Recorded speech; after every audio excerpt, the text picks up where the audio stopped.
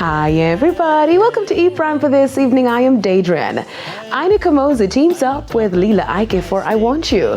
The reggae icon Ina Kamoze tapped the reggae sensation for the release of his latest single, produced by X. That I have to identify someone who understands the music, that you can interpret it the way that she has it. It is even an inspiration to I for just listen that, because sometimes I think that is just you can do it this way, but she can do it.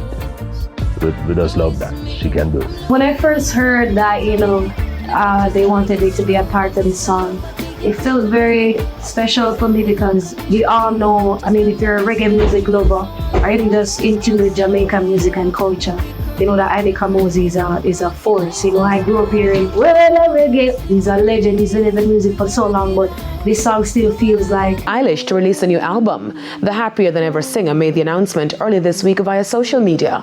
The album, titled Hit Me Hard and Soft, is slated to be released this May, marking Billy's third studio album. In the post, the singer shared that she, along with her brother and a frequent collaborator Phineas O'Connell, truly could not be more proud of this album, and they absolutely can't wait for you guys to hear it. Now, Jonathan Majors must attend anti-domestic violence program as part of sentencing in the assault of his former girlfriend.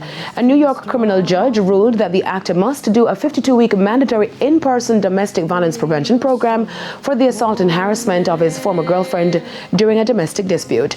In December, he was convicted on one count of reckless assault in the third degree and a non-criminal charge of harassment as a violation. He was acquitted on another assault charge and one count of aggravated harassment. That's it for E Prime this evening. I'm Daedrin. Thank you for watching.